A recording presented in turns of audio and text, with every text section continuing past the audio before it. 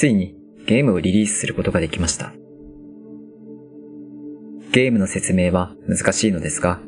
内容としては、目を覚ますと、プレイヤーはすべての記憶を失っており、部屋のアイテムをクリックして、記憶を取り戻しながら謎を解いていくという、10分から15分でクリアできる、とても小さい 1IO の無料のファーストパーソン謎解き SF ゲームです。概要欄にリンクを貼っておきますので、よろしければ遊んでみてください。それから、この動画はできる限りネタバレは避けますので、プレイ前に見ていただいても問題ありませんが、もし何も知りたくないという方は、一旦動画を閉じて、ゲームプレイ後に見ていただくことをお勧めいたします。さて、このゲームの制作開始当初、考えていたことは、小さいゲームを完成させて、少しずつ大きくしていこうということでした。まずは知り合いしか遊ばない 2D ゲーム。その次は知り合いしか遊ばない 3D ゲーム。その次はいろんな人に遊んでもらう無料の 2D ゲーム。その次はいろんな人に遊んでもらう無料の 3D ゲーム。その次は小規模有料 3D ゲーム。その次は中規模有料 3D ゲームという想定でした。1の 2D ゲームは作って知り合いに遊んでもらったのですが、諸事情により2と3は飛ばして4のいろんな人に向けた 3D ゲームを作ることになりました。それが本作のクリスタロットになりました。このゲーム制作を通して自分の中でアンリアルエンジンを 3D ゲームスクール化したいと考えていました。どういうことかというと、たとえ何かが起きて数年ゲーム制作できなかったとしても、自分の残したメモを見れば、ゲームの作り方が思い出せるぐらいのマニュアルを作るということでした。そして、ノーションにありとあらゆる手順を書き残しながら作りました。このメモというのが地獄の始まりで、一つ調べると説明の中に知らない機能が出てきて、その機能を調べるとさらに知らない機能が出てきて、アンリアルエンジン無限勉強編と化していました。しかし、一度それを経験すると、この分野は絶対勉強に時間かかるなぁという予測がつくようになったので、精神的には少し楽になりました。そんな感じで C++ 以外は UE でゲームを作る上での基本を習得することができました。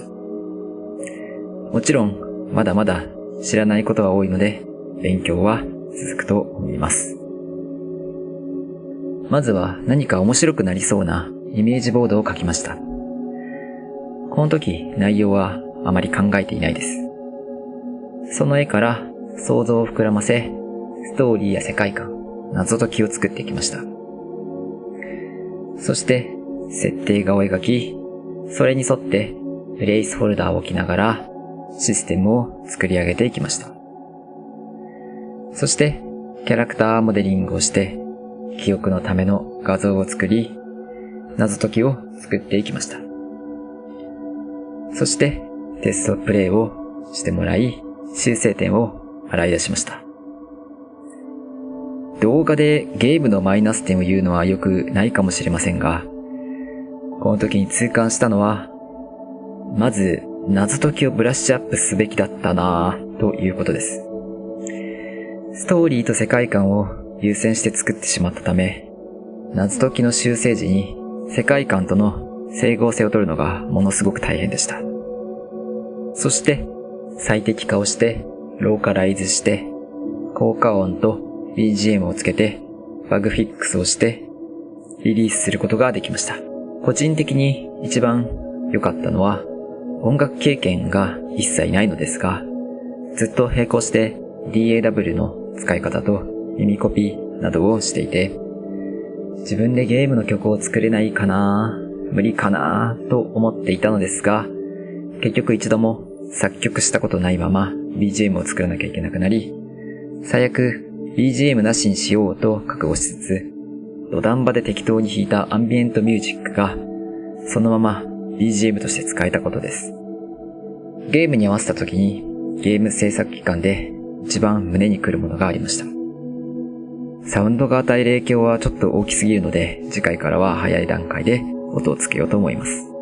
短い動画でしたが、以上がクリスタロットのデブログとなります。ちなみになぜ完成までデブログを作らなかったのかというと、ゲーム開発でそれどころじゃなかったというのもありますが、一番は一部屋しか出てこないゲームなので、デブログを作っても見栄えが全くしないということと、制作期間のほとんどをメモに費やしていたからでした。もし少しでも気に入っていただけたら、グッドボタン、チャンネル登録していただけると幸いです。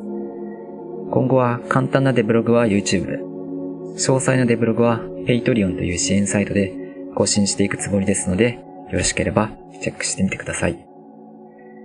それではご視聴ありがとうございました。次のゲーム頑張ります。